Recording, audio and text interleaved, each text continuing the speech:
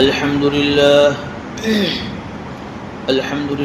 نحمده ونستعينه ونستغفره ونؤمن به ونتوكل عليه ونعوذ بالله من شرور أنفسنا ومن سيئات أعمالنا من يهده الله فلا مضل له ومن يضلله فلا هادي له ونشهد أن لا إله إلا الله وحده لا شريك له ونشهد أن سيدنا ومولانا محمدا عبده ورسوله وبارك وسلم تسليما كثيرا كثيرا أما بعد فأعوذ بالله من الشيطان الرجيم بسم الله الرحمن الرحيم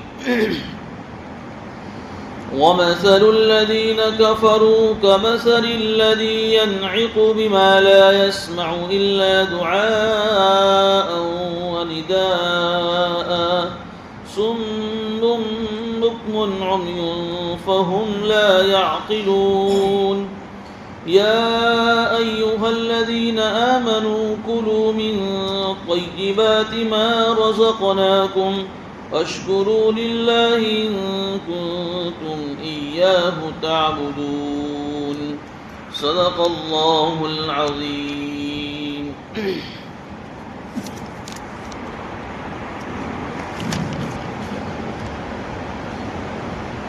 سورہ بقرہ کی تفسیر چل رہی ہے اور دوسرے پارے کا رکو نمبر 20 اور رکو نمبر 21 کی تفسیر 2 ہفتوں سے چل رہی ہے. رکو نمبر 20 جہاں سے شروع ہوا وہاں اللہ رب العزت نے اپنی توحید کا اعلان کیا کہ وَإِلَٰهُكُمْ إِلَٰهٌ وَاحِدٌ، کہ تم سب کا خدا اور تم سب کا اللہ ایک ہی ہے. لا الہ الا هو الرحمن الرحیم، اس کے علاوہ کوئی تمہارا معبود نہیں ہے اور وہ رحمان الرحیم ہے. اس آیت میں اللہ نے اپنی توحید کا اعلان فرمایا اور پھر اپنی توحید یعنی میں اللہ ہوں، میں ایک ہوں، اس کو ثابت کرنے کے لیے اللہ رب العزت نے اپنی قدرت کی موٹی موٹی نشانیاں بیان فرمائی تھی آیت نمبر 164 میں، تاکہ ایک موٹی سی عقل رکھنے والا آدمی بھی سمجھ جائے کہ جو ہستی اتنی زبردست قدرت والی ہیں کہ جس نے آسمانوں کو بنایا، جس نے زمینوں کو بنایا، جو رات کو دین میں، جو دین میں رات کو بدلتا ہے، اور جس کی قدرت سے کشتیاں سمندروں میں ٹنوں وزن لے کر ایک چیرتی ہوئی ایک ملک سے دوسرے ملک چلتی رہتی ہیں، اور جس نے اپنی قدرت سے آسمانوں سے پانی کو برسایا، ہوا بھی اس کے قدرت کے تابع ہیں، بادلوں کا نظام بھی اس کی قدرت کے تابع ہیں. یہ ساری قدرت کی موٹی موٹی نشانیاں اگر ایک موٹی عقل والا سنے گا اور سمجھے گا تو اس کو فوراً اللہ کی وحدانیت سمجھ میں آ جائے گی. اس کا بیان 2 ہفتے پہلے ہوا. لیکن اس کے بعد بھی اللہ رب العزت نے آیت نمبر 165 میں ان لوگوں کا تذکرہ فرمایا کہ اللہ رب العزت کی قدرت کی ایسی موٹی موٹی نشانیاں جان کر بھی کچھ لوگ ایسے ہیں کہ جو اللہ کے علاوہ دوسروں کو اللہ کے ساتھ شریک ٹھہراتے ہیں، شرک کرتے ہیں، اور جیسی محبت اللہ سے رکھنی چاہیے ایسی محبت یہ اپنے بتوں سے اور اپنے معبودوں سے کرتے ہیں. یہ مضمون چل رہا تھا. پھر اسی کے ضمن میں رکو نمبر 20 کی 21 کی جب تلاوت کی گئی تو شرک کی ایک قسم کا اللہ نے اس میں بیان فرمایا تھا کہ شرک یہ بھی ہے کہ جو چیزیں اللہ نے حلال کی ہے تم اس کو اپنی مرضی سے حرام کر دو. اس ضمن میں اللہ نے یہ آیت اتاری تھی کہ یا ایھا الناس کلوا مما فی الارض حلالا طیبا، کہ زمانہ جاہلیت کے اندر کچھ لوگ ایسے بھی تھے کہ جو اپنی مرضی سے کچھ جانوروں کو بتوں کے نام پر چھوڑ کر ان کو جو حلال تھے اس کو حرام کر دیتے تھے. اللہ نے فرمایا کہ یہ تمہارے اختیار میں نہیں ہے، جو جانور میں نے حلال کیے ہیں تم اس کو اپنے بتوں کے اور اپنی دیوی دیوتاؤں کے نام پر چھوڑو، تم اس کو حرام نہیں کر سکتے. تو یہ حلال کو حرام کرنا یہ بھی شرک کی ایک قسم ہے. اس کا بیان گزشتہ ہوا تھا کہ اللہ نے فرمایا تھا کہ تم شیطان کی نقش قدم پر مت چلو، وہ تو تمہارا کھلا ہوا دشمن ہے، اس کا تو کام ہی یہی ہے کہ وہ تمہیں بالسو برائیوں کی طرف والفحشاء اور بے حیائی کی طرف تمہیں لے جائے گا. وَأَن تَقُولُوا عَلَى اللَّهِ مَا لَا تَعْلَمُونَ، اور تمہیں اللہ کے متعلق تمہارے زبانوں سے ایسی ایسی باتیں کہلوائے گا جس کا تمہیں علم بھی نہیں. بعض مرتبہ آدمی ایسی ایسی باتیں اللہ کے تعلق سے کہتا ہے اور اس کی نسبت اللہ کی طرف کرتا ہے، حالانکہ اس کا اللہ سے کوئی تعلق ہی نہیں، اس کا شریعت سے، دین سے کوئی تعلق ہی نہیں. ایک موقع پر ایسا بھی ہوا کہ خانہ کعبہ کا طواف لوگ ننگا کرنے لگے زمانے جاہلیت کے اندر.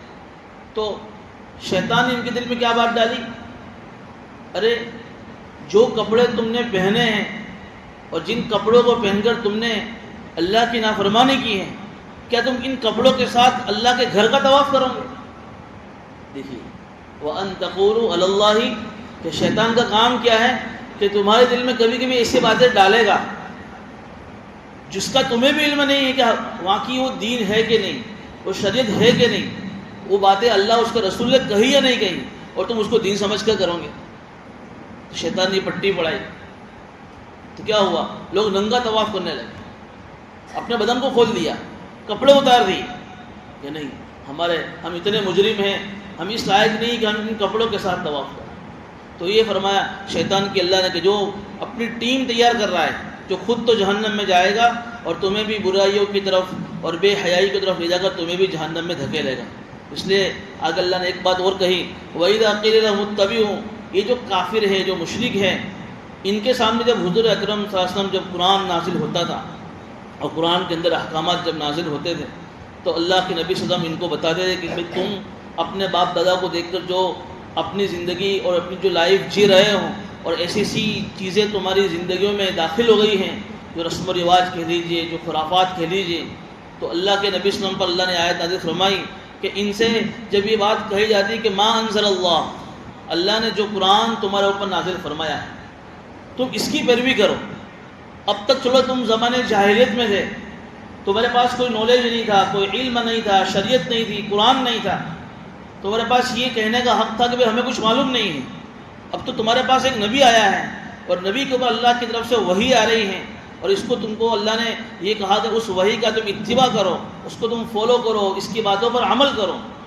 تو ہونا تو یہ چاہیے تھا کہ وہ کافر لوگ، وہ مشرک لوگ اللہ کے نبی پر ایمان لا کر، قرآن پر ایمان لے آ کر قرآن کی باتوں پر عمل کرتے ہیں. اللہ کہہ رہے ہیں کہ وہ ایسا جواب دے رہے اس کے بدلے میں، بل نتبع ما الفینا علیہ آبانا، نہیں، قرآن آ جانے کے بعد بھی ہم تو وہی باتوں کو مانیں گے جو ہمارے باپ دادا کرتے آئے ہیں. گزشتہ بات آئی کہ باپ دادا کی اندھی تقلید، حالانکہ اگر ہمارے باپ دادا ایسی چیزیں کر کے گئے ہیں جو بالکل شریعت و سنت کے مطابق ہیں تو اس کو فالو کرنے میں کوئی مسئلہ نہیں ہے، کیونکہ وہ بھی دین ہی ہے. جس دین پر وہ چل کر گئے ہیں، وہ جو دین شریعت و سنت کے تابع اس پر تم چل سکتے ہو. لیکن تمہارے گھروں میں باپ دادا کے زمانے میں جب ان کے گھروں میں دین نہیں تھا اور جو چیزیں رسم و رواج کے نام سے چھل پڑی تھی، اب تمہیں پتہ چل گیا کہ نہیں، یہ رسم ہے، یہ رواج ہے، یہ خرافات ہے، یہ بدعت ہے، یہ من گھڑت چیزیں ہیں، اب تمہیں قرآن کا اتباع کرنا چاہیے. لیکن کیا کہہ رہے ہیں، ہم تو اپنے باپ دادا کی بات مانیں. اللہ ان سے ہی کہہ رہے اولو کان آباؤہم لا یعقلون شیئا ولا یہتدون، اگرچہ تمہارے باپ دادا کسی چیز کی سمجھ نہ رکھتے ہو اور کسی چیز کا صحیح علم ان کے پاس نہ ہو، پھر بھی تم ان کی اتباع کرو گے. اگر پھر بھی تم ان کی اتباع کرتے ہو تو تمہاری مثال ایسی ہے، وَمَثَلُ الَّذِينَ كَفَرُوا، جو آج کی آیت پڑھے گی کہ تمہاری مثال، یعنی ان کافروں کی مثال ایسی ہے اس آدمی کی طرح جو اپنے جانوروں کو بلاتا ہے، يَنْعِكُ بِمَا لَا يَسْمَعُ إِلَّا دُعَاءً وَنِدَاءً، یعنی ایک چرواہا جو ہوتا ہے جو بکریاں چراتا ہے یا بھیڑ بکریاں چرانا جو ہوتا ہے چرواہا، جب وہ راستے میں ڈنڈا لے کر اپنے چرواہی بکریوں کو چرانے کی جب نکلتا ہے تو وہ ان کو بوم پاڑتا ہے، آواز لگاتا ہے. تو کیا یہ جو چرنے والے جو جانور ہوتے ہیں، بکریاں ہے، گائے ہے، بھینس، چرنے والے، کیا اس جانور کی آواز کو سمجھتے ہیں؟ ان کے کان میں صرف ایک آواز پڑتی جس کو وہ شور کہتے ہیں، بے کچھ پکارنے والا کوئی چیز پکار رہا ہے. حالانکہ اللہ تعالیٰ نے ان جانوروں کو بھی انسانوں کی طرح آنکھ دی ہے، کان دیا ہے، زبان دی ہے، لیکن ان کے اندر صلاحیت نہیں ہے سمجھنے کی. یہ صرف اللہ نے انسان کو دی ہے کہ انسان کے پاس زبان ہے تو بولتا ہے، کان ہے تو سننے کی صلاحیت ہے. یہ اللہ تعالیٰ ان کافروں کی کرے کہ اگر تمہارے سامنے قرآن آ رہا ہے اور تم قرآن کی بات کو نہ مان کر اپنے آبا و اجداد کے رسم و رواج پر چل رہے ہوں، تو جس طریقے سے وہ جانور اپنے چرواہے کی آواز کو سن کر یہ سمجھتے کہ ایک شور کی آواز ہمارے کانوں میں پڑ رہی ہے، تمہارے لیے بھی قرآن ایک شور کی آواز کی طرح ہے۔ تو گویا کہ تم کیسے ہو گئے؟ اللہ نے تمہیں آنکھ دی لیکن پھر بھی تم اندھے ہو۔ سمن بکمن عمیٌ، تمہیں اللہ نے کان دی پھر بھی تم بہرے ہو۔ تمہیں اللہ نے زبان دی پھر بھی تم گونگے اور بوبڑے ہو۔ لا یعقلون، تمہیں کچھ عقل نہیں ہے۔ اللہ نے تمہاری ساری ان صلاحیتوں کو جو اللہ کی طرف سے ایک نعمت ہے، آنکھ بہت بڑی نعمت ہے، کان بہت بڑی نعمت ہے، زبان بہت بڑی نعمت ہے، اس کا صحیح استعمال یہ تھا کہ آنکھوں سے جو چیز تم نے صحیح دیکھی ہے اس صحیح راستے پر تم چلتے، کانوں سے جو چیز تم نے صحیح سنی قرآن کے تعلق سے اس سن کر اس پر تم عمل کرتے، زبان سے تم صحیح قرآن کی باتوں کو تم بولتے، لیکن تم نے نہیں بولا، نہیں سنا، نہیں چلے سیدھے راستے پر، سمجھو کہ تمہاری مثال ان جانوروں سے کم کی نہیں۔ اس آیت میں اگر غور کریں تو اس میں ہمارے لیے بھی عبرت ہے، اگرچہ مثال کافروں کی ہے، لیکن قرآن بار بار یہ کہا جاتا ہے کہ ہم سب کے لیے قرآن یہ سمجھیے کہ ایک پیغام ہے، ایک ہدایت نامہ ہے۔ ہم قرآن کی تفسیر میں بیٹھے ہیں، جب یہ ایسے آیتیں ہمارے سامنے گزرتی ہے تو ہمیں اپنا جائزہ لینے کی ضرورت ہے کہ آج میں دیندار ہوں، میرا گھرانہ دیندار ہے، میں نمازوں کا پابند ہوں، لیکن کیا میری زندگی 100% شریعت و سنت کے مطابق ہے یا نہیں؟ میرے شادی کے طریقے، میرے موت میت کے طریقے کیا شریعت و سنت کے مطابق ہے یا نہیں؟ لوگ کیا کہتے ہیں، اجی ہم سے تو 5 وقت کی نماز بھی ہو جائے تو بہت غنیمت ہے، اجی ہم سے تو کچھ رمضان کے روزے رکھ لیے جاوے تو بھی بہت غنیمت ہے۔ یہ تم جو باتیں کرتے ہو شریعت کی، سنت کی، تمہارے دھندے میں، تمہارے معاملات میں، تمہارے معاشرت میں، وہ تو بڑے لوگوں کا کام ہے، ہم سے تو بس 5 وقت کی نماز بھی اللہ پڑھوا لے تو غنیمت ہے۔ کیا اس سے چل جائے گا؟ صرف 5 وقت کی نماز پڑھنا کیا یہ صرف دینداری کا ٹھیکہ تھوڑی ہے کہ پوری دینداری ہے؟ یہ تو دین کا ایک حصہ ہے۔ دین کے جو 5 حصوں میں سے ایک شعبہ عبادت ہے، اس عبادت کا سب سے اونچا درجہ نماز ہے۔ اگر ایک آدمی 5 وقت کی نماز پڑھ رہا ہے تو یوں سمجھیے کہ 20% جو دین ہے اس دین کا ایک حصہ وہ اپنی زندگی میں دین کا داخل کر رہا ہے۔ لیکن اگر آدمی اس کو دینداری کا نام دے رہا ہے کہ میں تو بڑا دیندار ہو گیا ہوں، اب میں معاملات جیسا بھی کروں، دھندا جیسا بھی کروں، کاروبار جیسے بھی کروں، اللہ مجھے معاف کر دے گا، کہ میری نماز کی وجہ سے اللہ میرے معاملات کے گناہ معاف کر دے گا، میری نمازوں کی وجہ سے اللہ میرے معاشرت کی، میرے گھریلو گناہوں کو اللہ معاف کر دے گا۔ ایسا نہیں ہوتا ہے۔ یہ ہے کہ تمہارے پاس دین آنے کے بعد اب تمہیں اپنی زندگی کا جائزہ لینا ہے کہ بھئی دین سننے کے بعد بھی ابھی تک رسم و رواج میری زندگی سے نکلے نہیں نکلے، خرافات نکلے نہیں نکلے۔ اگر نہیں نکل رہے، سن رہے ہیں، پھر بھی ہم ہمارے باپ دادا کی دین پر چل رہے ہیں، ان کے رسم ابھی تک ہمارے گھروں میں ہیں، تو اس آیت میں ہمارے لیے غور کا بڑا مقام ہے۔ اللہ پاک ہمیں جو ہے صحیح راستہ کی سمجھ عطا فرماوے۔ یا ایھا الذین آمنوا کلوا من طیبات ما رزقناکم واشکروا للہ ان کنتم ایاہ تعبدون۔ دیکھیے جب سورت کا جب رکوع شروع ہوا ہے تو وہاں اللہ نے کیا خطاب انداز فرمایا، یا ایھا الناس، اے لوگو، کلوا مما فی الارض حلالا طیبا، کہ زمین میں سے وہ چیزیں کھاؤ جو اللہ نے تمہارے لیے حلال اور پاکیزہ بنائی ہیں۔ تو یہاں تو ایک عام خطاب ہے، اس میں مسلمان، کافر اور سارے لوگ اس میں داخل ہیں۔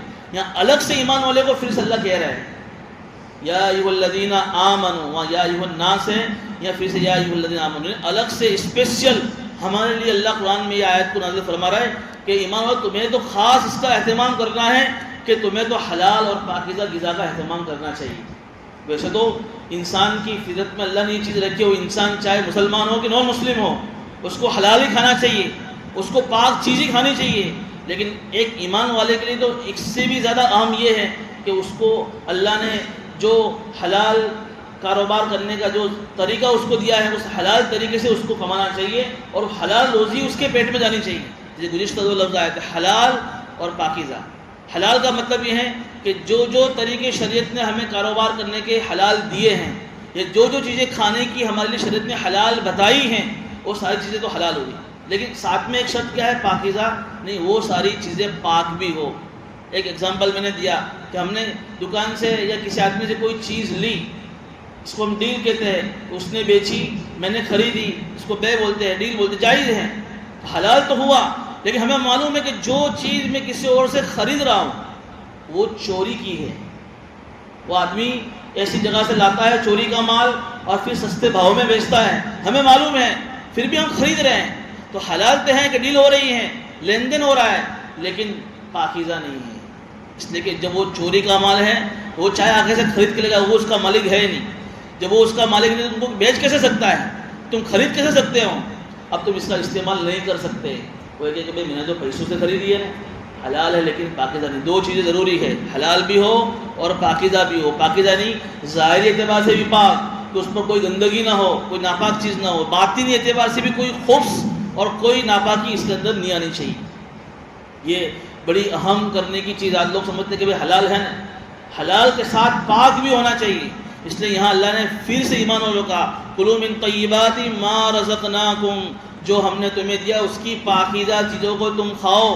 واشکروا للہ، اور اللہ کا شکر ادا کرو. ان کنتم ایاہ تعبدون، اگر تم اللہ ہی کی عبادت کرتے ہو.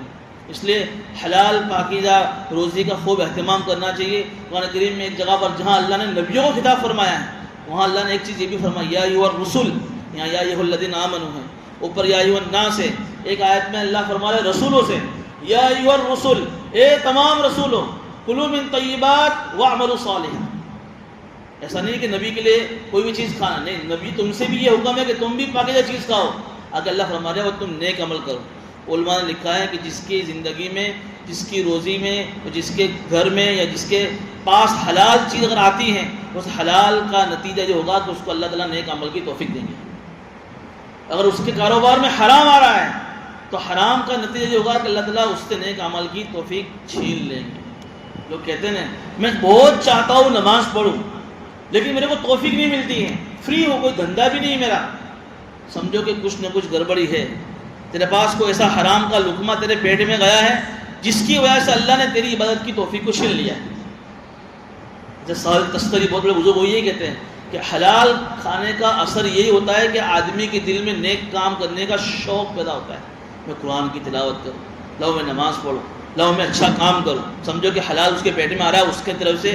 اس لیے اللہ تعالیٰ نے ہر انسان میں دو چیزیں رکھی ہیں، ایک شیطانی اثر ہے، ایک فرشتے کا اثر ہوتا ہے. شیطان یہ کام کرتا ہے کہ ہر وقت آدمی کو برائیوں کی طرف لے جاتا ہے. فَأَلْهَمَهَا فُجُورَهَا وَتَقْوَاهَا. اللہ تعالیٰ نے انسان میں دو چیزیں رکھی ہیں. شیطان کی طرف سے ہر وقت انسان کو یہ کہا جا رہا ہے بے برائی کر، بے برائی کر، بے گناہ کر. ایک تو فرشتہ ہے جو ہر وقت انسانوں کو نیک کام کرے بھائی ابھارتا ہے، بھائی تو نیک کام کر، اچھا کام کر.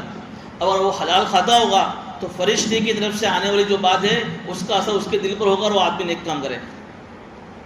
اگر وہ حرام کھا رہا ہے تو فرشتے کی بات کا اثر نہیں ہوگا، شیطان کی بات کا اثر ہوگا، بھائی برائی کر، گناہ کر. وہ آدمی حرام کھانے کا نتیجہ ہوگا کہ وہ آدمی کیا کرے گا، حرام کی طرف جائے گا اور برے کام کرے گا. اس لیے تو حدیث میں آتا ہے کہ ایک آدمی سفر سے آتا ہے، تھکا ہوا ہے، بال بکھرے ہوئے ہیں، ہاتھ بالکل پرا گندہ ہیں. اب یہ ایسی سچویشن ہوتی ہے کہ ایسے موقع پر اگر آدمی اللہ کے سامنے ہاتھ اٹھائے تو اس کی دعا قبول ہونے کی بہت زیادہ امید ہوتی ہے. کوئی سفر سے آیا ہے اور اس کے بال بکھرے ہوئے ہیں اور رو کر اللہ سے دعا کرتا ہے. حدیث میں آتا ہے ایسا آدمی جب اللہ کے سامنے دعا کرتا ہے فَأَيْنَا يُسْتَجَابُ، اللہ کہتے ہیں اللہ کے نبی اس کی دعا کیسے قبول ہوگی؟ اس کا کھانا حرام، اس کا پینا حرام، اس کا لباس حرام، تو پھر اس کی دعا کیسے قبول ہوگی؟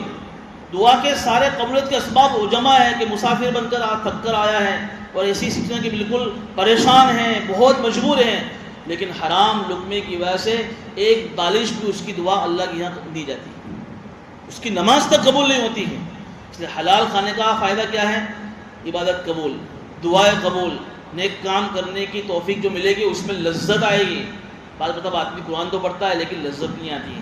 یہ بھی ہو سکتا ہے کہ ایک حرام کا اثر ہے. یہ نماز پڑھے لیکن نماز میں خوشو نہ آئے، نماز میں مزہ نہ آئے، کہ یار ایک روٹین کی نماز بن گئی. وہ مسجد میں گئے اور اللہ اکبر کہا تو ایک سوئچ آن ہوئی اور سلام پھرا اور سوئچ آف ہو گئی. اگر ایسا ہو رہا ہے اور نماز میں دھیان نہیں لگ رہا ہے، مزہ نہیں آ رہا ہے، سمجھو کہ کچھ نہ کچھ فالٹ ہے تمہاری کمائی کے اندر. اس لیے بہت اہتمام کرنے کی ضرورت ہے اور بہت احتیاط کرنے کی ضرورت ہے. آگے لسٹ بھی آ رہا ہے کہ کیسے کیسے چیزیں جو ہے وہ مردار کے اندر آ رہا ہے. آدمی اس لیے اللہ کی طرف سے اگر اس کا یقین کمزور ہوتا ہے نا تو پھر آدمی اپنے کمائی کے معاملے میں شک میں پڑ جاتا ہے. اس کا یقین اگر اللہ کی ذات سے کمزور ہے، وہ کیا سوچتا ہے؟ شارٹ کٹ راستے تلاش کرتا ہے مالدار بننے کے. وہ اسے نہیں معلوم ہے کہ تو جتنے بھی طریقے شارٹ کٹ اختیار کر لے مالدار بننے کے، تیری مقدر کی جتنی روزی ہو تو وہ اتنی تجھے ملے گی. لیکن نقصان کیا ہوگا تیرا کہ اگر تو نے شارٹ کٹ راستے تلاش کیے مالدار بننے کے لیے اور تو نے حرام کھایا تو پھر یہاں مسئلہ تیرا کیا ہوگا؟ کہ تیری ساری عبادتیں، تو نماز پڑھ رہا ہے 5 ٹائم، لیکن تیری ایک نماز قبول نہیں ہو رہی، تو روزہ رکھ رہا ہے، تیرا ایک روزہ اللہ کے یہاں قبول نہیں، تو 10 منٹ ہر نماز کے بعد دعائیں مانگ رہا ہے، ہاتھ اٹھا کر رو کر، ایک آنسو بھی اللہ کے یہاں تیرا قبول نہیں ہو رہا، اتنا بڑا تیرا نقصان ہو رہا ہے، تو کیا ضرورت ہے ایسا کرنے کا؟ اور خاص کر کے آج سود بہت زیادہ ہمارے دھندے میں آ گیا ہے. لوگ چھوٹی چھوٹی باتوں پر جو ہے نا کیا کہتے ہیں، بھائی مجبوری ہے. ارے وہ مجبوری تم طے کرو گے کہ بھائی یہ مجبوری کی وجہ سے میرے لیے لون لینا جائز ہو گیا. شریعت نے جو ہے نا 3 کھانے بنائے ہیں. ایک کھانا بنایا ہے جس کو نام دیا ہے ضرورت کا، دوسرا کھانا بنایا ہے جس کو نام دیا ہے حاجت کا، تیسرا کھانا بنایا ہے خواہشات کا. اب ضرورت کہتے ہیں نا کہ ضرورت کے درجے میں شریعت نے کبھی کبھی لون لینے کی اجازت دی ہے. اب ضرورت کی ڈیفینیشن کیا ہے؟ ہم طے کریں گے کہ ضرورت کس کو کہتے ہیں، یا شریعت طے کرے گی. ہم نے اپنے حساب سے اس کو ضرورت بنایا ہے.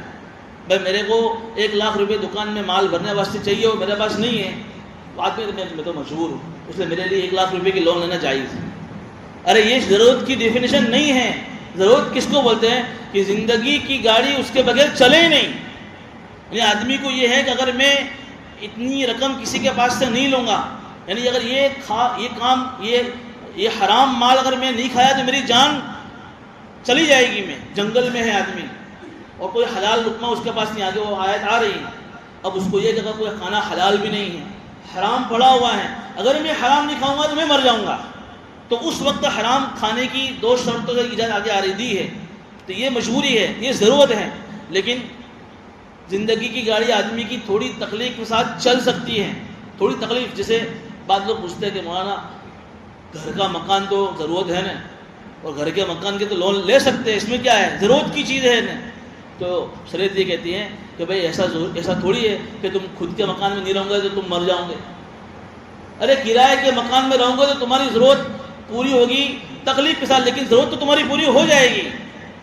تو زندگی کی گاڑی تھوڑی سی تکلیف کے ساتھ چل سکتی ہو، ایسی چیزوں کے لیے تم لون نہیں لے سکتے ہو. تو کرائے کے مکان میں رہو نا، کوئی ثواب کی چیز ہے کہ تم گھر کے مکان میں رہو گے، خود کے مکان میں تمہیں ثواب ملے گا، اور تم کرائے کے مکان میں رہو گے تو تمہاری انسلٹ ہو جائے گی. یا اللہ تعالیٰ تم سے پوچھیں گے تم نے کرائے کے مکان میں لے کر آیا. ارے کرائے تمہارے لیے اللہ نے جو مقدر لے رکھا ہے کوئی بات نہیں، اس میں بھی اللہ تمہیں کیا دے گا تم سوچ نہیں سکتے ہو. لیکن گھر کا گھر بنانے کے لیے تم لون لے رہے ہو. ایسی بہت ساری چیزیں ہیں. یہ آج ہمارے دھندوں میں سود بہت زیادہ آ رہا ہے، رشوت، سود، جھوٹ. کوئی کسٹمر آیا، یہ تو تمہارے کام کی چیز ہے، ہمیں معلوم ہے کہ بھائی اسی کام کی چیز نہیں، لیکن اس کو دے دو. بعض مرتبہ آدمی کے پاس جتھا بند مال ہوتا ہے، دیکھا کہ اب سیزن پت گئی ہے اور وہ پڑا ہوا ہے 12 سال سے، اب سیزن کا زمانہ آتا ہے تو وہ باکس نکال کے نا نیا باکس، اور اس پر نئی مینوفیکچر ڈیٹ ڈالیں گے، بھائی ابھی نئی تازی ایم آر پی ہے، نئی تازی مینوفیکچر. کیا ہے اسے؟ دھوکہ نہیں ہے تو کیا ہے یہ؟ 12 مہینے سے مال تمہارے پاس جنا پڑا ہوا ہے جتھا بند. اب تمہیں لگتا ہے کہ نقصان ہو جائے گا تو کیا کرتے ہیں، باکس بدل ڈالنے کا اور اوپر اسٹیکر پھاڑ کے نیا اسٹیکر لگا دینے کا، بھائی نئی مینوفیکچر ڈیٹ ہے، نیا مال ہے، بالکل تازہ فریش. ایسی تو بہت ساری مثالیں ہیں. ایک میں نے مثال دی، سمجھو کہ وہ مال حرام ہو گیا تمہارے پاس، تم نے جھوٹ بول کر ویپار کیا ہے، تم نے دھوکہ دے کر کسی کو چیز دی ہے. رشوت، جھوٹ، دھوکہ، فراڈ، یہ ساری چیزیں آج کیا ہو رہا ہے؟ شارٹ کٹ میں کسی طریقے سے میں کما جاؤں. اب پھر تم مسجد میں آؤ گے ایسے مال کما کر دکان سے، اور پھر تم کتنے بھی لمبی لمبی تسبیح پڑھو، مولوی صاحب کوئی وظیفہ دو نا مالدار بننے کا، پھر تم کتنے بھی اللہ کے نام کے تم تذکرے کر لو، کچھ نہیں ہونے والا. اس لیے اپنی حلال روزی کے بارے میں بہت احتیاط سے کام لو. جو ہمارے فاروق تو ان کے زمانے میں کوئی آدمی دکان کھولتا ہے تو پہلے اس سے پوچھتے کہ تو نے دکان کھولنے سے پہلے دکان کاروبار کے مسائل تو نے سیکھے نہیں سیکھے، اس کا فروغ بند کر دیتے تھے، اس کی دکان بند کر دیتے تھے کہ تجھے حق نہیں ہے، اس لیے تو کسی کو دھوکہ دے گا، تو فراڈ کرے گا، تجھے معلوم ہی نہیں کہ بھائی حلال کیا ہے اور حرام کیا ہے.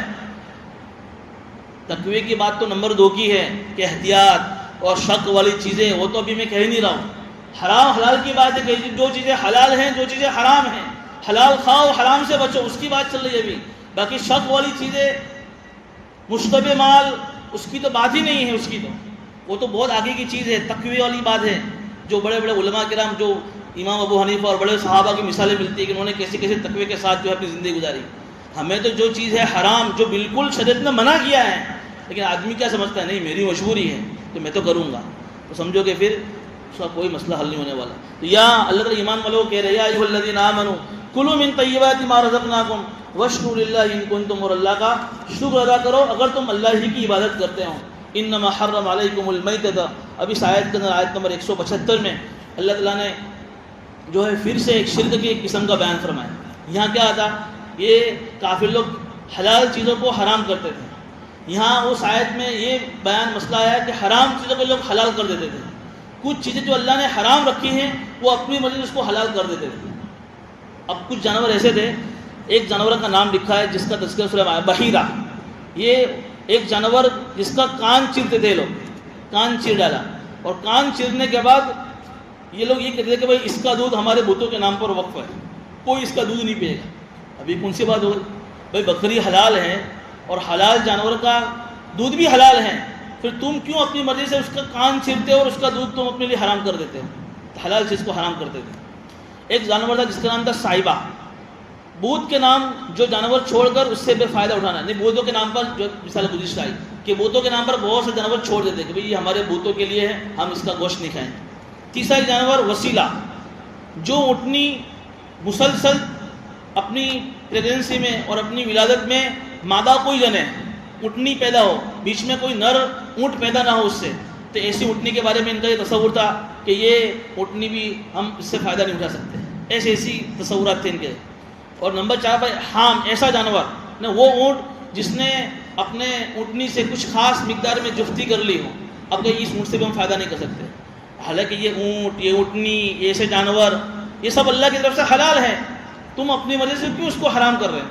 اس کے بالمقابل جو جانور اللہ نے حرام کر دیے وہ اس کو اپنے لیے حلال کرتے تھے. کون سا؟ نمبر 1، انما حرم علیکم المیتۃ، اللہ نے تمہارے لیے مردار کو حرام کیا ہے. مردار کہتے ہیں وہ جانور جو اپنی قدرتی موت مر گیا ہو، جس کو شریعت اعتبار سے ذبح نہ کیا گیا ہو، یا کسی ایکسیڈنٹ میں اس کی موت ہو گئی ہو حادثے کے اندر، یا کئی دنوں سے بیمار تھا اور بیماری کی وجہ سے وہ جانور مر گیا، اس کو شریعت نے مردار کہا ہے. اب یہ لوگ ایسا گوشت کھاتے تھے، اسے مردار کا گوشت کھا لیتے تھے بغیر ذبح کیے ہوئے. جو چیز حرام تھی اس کو انہوں نے اپنے لیے حلال کر دی. تو یہاں اللہ نے ایک چیز کون سی بیان فرمائی؟ مردار، کہ مردار کا گوشت ہمارے لیے کیا ہے؟ حرام. سمجھنا مردار کا مطلب جس کو شرعی اعتبار سے بسم اللہ اللہ اکبر کہ جس کو ذبح نہ کیا گیا، وہ جانور اگر قدرتی موت مر گیا ہے، چاہے جانور کسی بیماری کی وجہ سے مر گیا یا کسی حادثاتی موت کی وجہ سے مر گیا ہے، وہ ہمارے لیے حرام ہے. لیکن ایک دوسری حدیث کی وجہ سے 2 مردار کو اللہ نے ہمارے لیے حلال بنایا ہے. احل لکم میتتان، کہ تمہارے لیے 2 مردے حلال ہیں. ایک نمبر 1 پر مچھلی، مچھلی کو کہاں ذبح کرتے ہیں؟ مچھلی مری ہوئی ہمارے مارکیٹ میں آتی ہے نا، تو یہ حدیث کی وجہ سے مچھلی ہمارے لیے حلال ہے. اور نمبر 2 پر ٹڈی، جس کو ہم تیڑ بولتے ہیں، جو جھونڈ کی شکل میں آتی ہے، یہ بھی حدیث کی وجہ سے ہمارے لیے حلال ہے. یعنی اگر یہ مر گئی تو اس کو بغیر ذبح کے بھی ہم کھا سکتے ہیں. عربوں میں سے کھانے کا رواج ہے، ہمارے یہاں اس کا رواج نہیں ہے. لیکن مچھلی کے اندر ایک مسئلہ لکھا ہے کتاب کے اندر کہ ویسے تو ساری مچھلی جو مردار ہیں بغیر ذبح کے وہ ہمارے لیے حلال ہیں، لیکن کبھی کبھی ایسا ہوتا ہے کہ کوئی مچھلی کسی وجہ سے پانی میں اپنی موت مر گئی، حالانکہ مچھلی پانی میں اس کی زندگی پانی ہے، لیکن کبھی کبھی مچھلی کسی بیماری کی وجہ سے اپنی موت مر جاتی ہے پانی میں، اور تیرتے تیرتے وہ سمندر کے پانی کے اوپر آ جاتی ہے. ایسی مچھلی کے بارے میں علماء نے منع فرمایا کہ ایسی مچھلی نہیں کھانی چاہیے. ارے سمجھ رہے ہیں نا، ایک تو شکار کیا مچھلی کا، اور زندہ مچھلی باہر آئی پھر وہ مر گئی تو ہمارے لیے حلال ہے، لیکن وہ پہلے سے اپنی موت مر کر تر رہی ہے پانی پر، پھر ہم نے اس کو کھینچ لیا، ایسی مچھلی نہیں کھانی چاہیے. تو نمبر 1 پر ہے کہ مردار جانور اللہ نے ہمارے لیے حرام کیا ہے. نمبر 2 والدم، خون سے مراد بہنے والا خون. بہنے والا خون کا مطلب یہ ہوتا ہے کہ جب جانور ہم ذبح کرتے ہیں تو اس کے بدن سے جو خون نکلتا ہے بہنے والا، جو 3 رگیں جب اس کی کٹتی ہے، یہ خون حرام ہے. اس زمانے کے لوگ خون پیتے تھے، جو چیز حلال تھی اس کو حرام کر دیا اور یہ بہنے والا خون پیتے تھے. امام شاہ ولی اللہ محدث دہلوی نے اپنی کتاب میں اس کی حکمت لکھی ہے کہ جو جانور اللہ نے حلال کیے ہیں اس کے کھانے کی حکمت یہ ہے کہ اس جانوروں سے اللہ نے انسانوں کو مناسبت دے رکھی ہے. اب دیکھیے بکرا، بکری، بھینس، اونٹ وغیرہ، ان سے انسانوں کی نسبت بھی ہوتی ہے، اور اللہ تعالیٰ نے ایسی نسبت رکھی ہے کہ ان کو بھی انسان سے اور انسان کو بھی ان سے محبت ہو جاتی ہے، اور انسان کے لیے ان کی ساری چیزوں سے فائدہ اٹھانا بھی آسان ہو جاتا ہے. تو جب ان کا گوشت انسان کھاتا ہے تو انسان کو ان کے گوشت کھانے سے کوئی نقصان نہیں ہوتا ہے اللہ کی طرف سے، جب اس میں چیز حلال آ گئی. لیکن جو جانور حرام ہیں، جن کا گوشت حرام ہے، انسان کو ان سے کوئی مناسبت نہیں ہے. اب دیکھیے جنگلی جو جانور ہوتے ہیں، کتا ہے، ریچھ ہے، بھیڑیا ہے، سی ہے، جو جانور جنگلے ہیں، اس سے انسان کو کوئی مناسبت نہیں ہے. جب کوئی مناسبت نہیں ہے تو اللہ نے وہ ساری چیزیں انسانوں کے لیے حرام کر دی۔ بہنے والا خون کے متعلق ایک حکمت یہ بھی لکھی ہے کہ جو جنگلی درندے ہوتے ہیں نا، ریچھ، شیر، وہ سب خون پیتے ہیں۔ جو انسان بہنے والا خون پیتا ہے اس کے اندر بھی درندگی آتی ہے۔ اس لیے کتابوں میں بہت ساری، حالانکہ ہمیں تو حکمت معلوم ہو نہ ہو، جب قرآن نے کہہ دیا کہ مردار حرام ہے، وہ ہمارے لیے حرام ہے۔ بہنے والا خون حرام ہے تو کسی بھی حالت میں ہم بہنے والا خون پی نہیں سکتے ہیں۔ لیکن یہاں پر ایک بات یہ بھی ہے کہ جب خون نکل گیا جانور کے بدن سے بہنے والا، اب اس کی گوشت کو کاٹا گیا، اب اس پر جو خون چھوٹا ہوا ہوتا ہے وہ حرام نہیں ہے۔ آپ نے جانور کی کٹنگ کیا، کٹنگ میں اس کا خیمہ بنایا، اس کے گوشت کے ٹکڑے کیے، اب اس پر جو خون ہوتا ہے وہ حرام نہیں ہے۔ وہ حرام ہونے کا مطلب کیا ہے کہ اگر کسی گھر میں کسی لیڈیز نے اس کو اگر دھوئے بنا بھی پکا لیا تو کھا سکتے اس کو، سمجھ رہے نا، وہ حرام نہیں ہے۔ بہنے والا خون حرام ہے۔ اب اس کا مطلب یہ ہوا کہ جو گوشت پر جو خون چپکا ہوا ہے وہ بہنے والا نہیں ہے، وہ معمولی ہے، اس لیے وہ حرام نہیں ہے۔ ہاں البتہ اچھا نہیں ہے کہ دھوئے بغیر کھایا جائے۔ ہمارے یہاں ڈھابے کے اندر ایک ڈش مشہور ہے پاٹیا، یہ اس کی خاصیت یہ ہے کہ اس کو دھوئے بغیر پکایا جاتا ہے۔ اگر دھوئے بغیر دھو کر پکاتے ہیں نا تو اس کے اندر وہ لذت ہی نہیں آتی، مٹھاس۔ اس کا پتہ نہیں نام پاٹیا کس نے دیا ہے گوشت کی آئٹم ہے، خیمے کی آئٹم ہے، لیکن وہاں خاصیت اسی کی ہے کہ وہ اس کو دھوئے بغیر پکایا جاتا ہے۔ تو وہ کوئی یہ کہے کہ بھئی یہ تو حرام ہے، تو حرام نہیں، کیونکہ وہ بہنے والا خون نہیں۔ ایک چیز یہ بھی ہے کہ جب خون بہنے والا حرام ہے تو پھر بہنے والا خون ایک آدمی کے اندر سے دوسرے آدمی میں ٹرانسفر کرنا، یہ اس کا مسئلہ کیا ہے؟ تو ویسے تو اللہ رب العزت نے انسان کی پوری باڈی احترام والی بنائی ہے۔ انسان کا کوئی پارٹس کوئی آدمی اپنی مرضی سے کسی کو دے نہیں سکتا ہے، چاہے سامنے والا آدمی اس کو کروڑوں روپے دے رہا۔ تو خون بھی اگرچہ ہے ناپاک، انسان کے بدن سے نکلا ہے، لیکن عام حالت میں خون کو بیچ نہیں سکتے ہیں۔ بھائی میرے بدن میں تو بہت خون ہے، ڈاکٹر نے کہا کہ بھائی 16% خون ہے، 13% تو بہت ہو گیا، لاؤ نا 3% کا خون نکال دو اور بیچ مارو اس کو، تو آدمی نہیں کر سکتے ایسا۔ ہاں ایمرجنسی کیس آ گیا، سامنے والے کی جان کا مسئلہ ہے، تو اگر ہم نے اس کا خون ملتا جلتا ہے، تو اگر ہم نے اس کو اپنا خون نہیں دیا ہے تو سامنے والے کی جان چلی جائے گی۔ تو ایسے ایمرجنسی کیس میں خون ٹرانسفر کرنے کی اجازت ہے، وہ بھی ہدیہ، بیچنے کی تو اجازت نہیں ہے۔ تو نمبر 2 پر ہے خون۔ اچھا، 2 خون ہمارے لیے حلال ہے، یہاں پر بھی ایک چیز حدیث کی وجہ سے، بہنے والا خون حرام، لیکن 2 جمے ہوئے خون ہمارے لیے حلال۔ احلت لنا دمان، ایک خون جس کو ہم بولتے ہیں کلیجی خونی ہے لیکن جمع ہوا خون ہے، اور دوسرا خون ہے جمع ہوا تلی۔ احلت لنا دمان الکبد والتحال، کبد کہتے ہیں جگر جس کو ہم کلیجی بولتے ہیں، اور دوسرا تحال بولتے ہیں جس کو تلی بولتے ہیں۔ یہ دونوں جمع ہوئے خون ہیں، تحقیق ہے اس کی، سائنسداں کہتے ہیں کہ جو کلیجی ہے نا، جگر، یہ خون بنانے کی فیکٹری ہے، اور جو تلی ہے یہ خون پیدا کرنے کا آلہ ہے۔ اس لیے جب انسان کا جب ایکسیڈنٹ ہوتا ہے نا اور اس کے بدن سے جب بہت سارا خون نکلتا ہے نا، تو ایمرجنسی میں جو تلی جو جمع ہوا خون ہوتا ہے نا وہ انسان کی باڈی میں پھیلنے کا کام کرتا ہے۔ تو یہ دونوں جمع ہوئے خون ہی ہیں، لیکن اس کو شریعت کی حدیث کی وجہ سے یہ ہمارے لیے حلال ہے، بالکل پاک ہے اور جائز ہے۔ ایک ہے کلیجی اور ایک ہے تلی۔ ولحم الخنزیر، تیسری جو چیز ہمارے لیے حرام ہے وہ ہے خنزیر کا گوشت۔ خنزیر یعنی سور، پیگ جس کو بولتے ہیں، اس کو اگر تم شریعت اعتبار سے بھی ذبح کرو نا پھر بھی یہ حرام۔ صرف گوشت نہیں، خنزیر کی ساری چیزیں حرام، اس کا خون، اس کا بال، اس کے ہڈی، اس کا جو ہے ناخون، ساری چیزیں اس کی حرام ہیں۔ یہاں تک کہ بعد خنزیر کے علاوہ دوسرے جو جانور ہیں، اس کو اگر ہم نے شریعت اعتبار سے ذبح کر دیا تو اس کا چمڑا اگر اس کو دبا کر اگر اس کو کسی طرح سے پاک کر دے تو پاک ہو، لیکن خنزیر کا چمڑا بھی پاک نہیں ہوتا ہے، اس لیے کہ خنزیر ایک ایسا جانور ہے جس کے بارے میں 2 چیزیں لکھی ہیں۔ ایک تو یہ کہ وہ ہمیشہ گندگی کھاتا ہے، تو گندگی کھانے کی وجہ سے اس کی گندگی کا اثر اس کی پوری باڈی میں پھیل جاتا ہے، اس لیے اللہ نے اس کو ہمارے لیے حرام کر دیا کہ جو انسان بھی خنزیر کھائے گا سمجھو کہ اس کی خنزیر کے گوشت کھانے کی وجہ سے اس کا شوق بھی گندا ہو جائے گا۔ اور خنزیر کی دوسری جو خامی ہے وہ یہ ہے کہ یہ خنزیر اتنا بے غرض جانور ہے کہ وہ اپنے نر خنزیر، میل خنزیر اپنے فیمیل سے جب جفتی کرنا چاہے تو وہ اتنا بے غرض ہے کہ سامنے کتنے بھی دوسرے سور نر کھڑے ہو ان کی کسی کی رعایت نہیں کرتا ہے، یعنی 10 دوسرے نر سور کھڑے ہو تو بھی اپنی میل سے فیمیل سے جفتی کرنے میں کوئی شرم محسوس نہیں کرتا ہے۔ کبھی کبھی تو ہو سکتا ہے کہ ایک فیمیل سے سارے 10 12 سور ایک ساتھ جو ہے جفتی کرتے ہیں، حالانکہ دوسری جانوروں کا معاملہ الگ ہے۔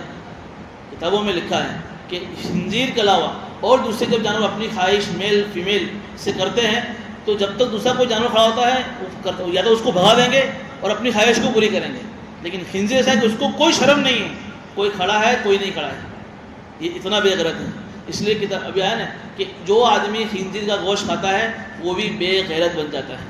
دیکھیے مغربی ممالک کے اندر ہوٹلوں میں کیا ہے، خنزیر کتنا عام ہے، ہم اس کو جو ہے ڈیفائن نہیں کر سکتے کہ یہ خنزیر کا گوشت ہے کہ یہ بکرے کا گوشت ہے۔ جیسے جب ہمارے انڈیا میں تو کچھ بھی احتیاط ہیں، لیکن وہاں باہر کے ملکوں میں تو بالکل شوق سے کھایا جاتا ہے، اور عیسائی لوگ تو بالکل اس کو یوں سمجھتے کہ ثواب کی چیز سمجھ کر کھاتے ہیں کہ اس میں بہت بڑا ثواب ہے۔ اسی طرح جو عیسائی اسلام کے بارے میں لکھا کہ جب وہ آئیں گے دنیا پر زمین میں اتریں گے تو ایک تو صلیب کو توڑیں گے، جو ان کا تصور تھا کہ ہم نے عیسائی اسلام کو سولی دی تھی، توڑیں گے اس کا مطلب کہ بھائی تم نے جو ہے یہ جو سمجھ رہے ہو کہ ہم نے عیسائی اسلام کو سولی دی، میں تو اللہ نے مجھے آسمان میں زندہ اٹھا لیا ہے۔ اور دوسرا کام وہ خنزیر کو مار دیں گے تاکہ انہیں پتہ چلے کہ تم جس شوق سے خنزیر کھاتے ہو میں نے اسی خنزیر کو مار دیا۔ تو یہ خنزیر کا گوشت جو آدمی جن ملکوں میں کھایا جائے، آپ دیکھیے کتنی فحاشیت ہے مغربی ممالک کے اندر، یہ جو ننگا پن ہے اسی خنزیر کے گوشت کھانے کا اثر ہے۔ تو نمبر 3 پر جو چیز حرام ہے خنزیر کا گوشت۔ نمبر 4 پر وما اہل بہ لغیر اللہ، وہ جانور جن پر اللہ کے علاوہ کا نام لیا گیا ہو۔ جانور تو ذبح کیا لیکن بسم اللہ اللہ اکبر سے نہیں، کسی بت کا نام لیا، کسی بزرگ کے نام سے ذبح کیا، کسی ولی کے نام سے ذبح کیا، فلاں ولی کے نام سے میں ذبح کرتا ہوں، جانور حرام ہو گیا۔ دوسری چیز علماء نے یہاں بھی لکھی ہے، نام تو اللہ کا لیا بسم اللہ اللہ اکبر، لیکن کس کو؟ فلاں بزرگ کو راضی کرنے کے لیے، فلاں ولی کو راضی کرنے کے لیے، فلاں پیر کو راضی کرنے کے لیے، فلاں بت کو راضی کرنے کے لیے، یہ جانور بھی حرام ہے۔ آپ کو اشارہ کرو، آپ سمجھ جائیے، نام لوگ کہتے ہیں اللہ کا نام لیا گیا ہے، خالی کسی بزرگ کو خوش کرنے کے اس میں کیا ہے؟ نہیں، کسی بزرگ خوش اللہ کا نام لے کر اللہ کو راضی کرنے کے لیے تم ذبح کرو، پھر چاہے تم کسی کو بھی کھلاؤ، لیکن نہیں، نیت اللہ کی نہیں ہے، نیت تمہارے کسی بزرگ کے لیے ہے، اس لیے وہ بھی حرام ہوا ہے۔ اس لیے یہاں سے علماء نے ایک بات یہ بھی نکالی کہ ہر صرف جانور کا گوشت نہیں، ہر وہ نظر والی چیز، ہر وہ منت والی چیز جو اسی لیے لائی گئی ہے کہ اس پر چڑھاوا چڑھا گیا ہے، کسی بزرگ کو خوش کرنے کے لیے اس پر جو ہے پھونک ماری گئی ہے، اللہ کو راضی کرنے کے لیے نہیں، تو جانور کے گوشت کے علاوہ وہ ساری چیزیں بھی، وہ ساری مٹھائیاں بھی حرام ہو جاتی ہیں۔ وما اہل بہ لغیر اللہ، کہ وہ جانور جن پر اللہ کے علاوہ کا نام لیا گیا ہو یہ جانور بھی تمہارے، تو یہ قرآن یہ کہہ رہا ہے کہ یہ ساری چیزیں حرام ہیں، تم اس پر عمل کرو، تم مردار کھانا بند کرو، تم بہتا ہوا خون پینا بند کرو، سور کا گوشت کھانا بند کرو، جو جانور تم بتوں کے نام پر چھوڑ کر اور ان کے نام پر تم ذبح کرتے ہو اس کو کھانا بند کرو، لیکن تم نے اپنی مرضی سے اس کو حلال کر دیا، اور جو حلال ہے تم نے اس کو حرام کر دیا۔ فمن استر غیر باغ ولا عاد فلا اثم علیہ، اگر اللہ نے جو بات بیان فرمائی جو میں نے پیچھے گئی، ہاں البتہ کوئی آدمی مجبور ہے، مستر مجبور ہے کہ بھئی جنگل میں ہے اور خنزیر کا گوشت اس کے پاس پڑا ہوا ہے، کوئی حلال چیز ہے نہیں، تو اب اس کی زندگی کا مسئلہ ہے، تو پھر اس کے لیے اللہ نے اجازت دی ہے 2 شرطوں کے ساتھ، غیر باغن، دلچسپی کے ساتھ نہ کھائے، مزے لے کر نہ کھائے، جان بچانے کی نیت سے کھائے، ولا عادن، جتنی ضرورت ہو اتنا ہی کھائے، بھائی 2 لقمے کھانے سے بھی میری جان بچ جائے گی، تیسرا لقمہ ہاتھ نہ لگائے۔ 2 شرطیں، ایک تو دلچسپی نہ ہو اور دوسری نمبر پر جتنی ضرورت اتنا ہی کھائے، فلا اثم علیہ، اللہ کہہ رہے پھر اس میں کوئی گناہ نہیں، یہ تو حرام، لیکن کیونکہ تم مجبور ہو پھر بھی تم نے کھایا ہے، تو مجبوری کی وجہ سے حرام چیز بھی تمہارے لیے حرام نہیں ہے، حلال ہو گئی ہے، اس پر تمہارے لیے کوئی گناہ نہیں ہے۔ ان اللہ غفور رحیم، بے شک اللہ بڑا معاف کرنے والا، بڑا رحم کرنے والا ہے۔ پھر بھی اگر تھوڑی سی کچھ بھی مسٹیک ہو گئی، 2 لقمے کے میں 2.5 لقمے کھا لیے، تو تھوڑی سی دلچسپی آ گئی، تو انسان اللہ بڑا معاف کرنے والا ہے، اللہ بڑا رحم کرنے والا ہے۔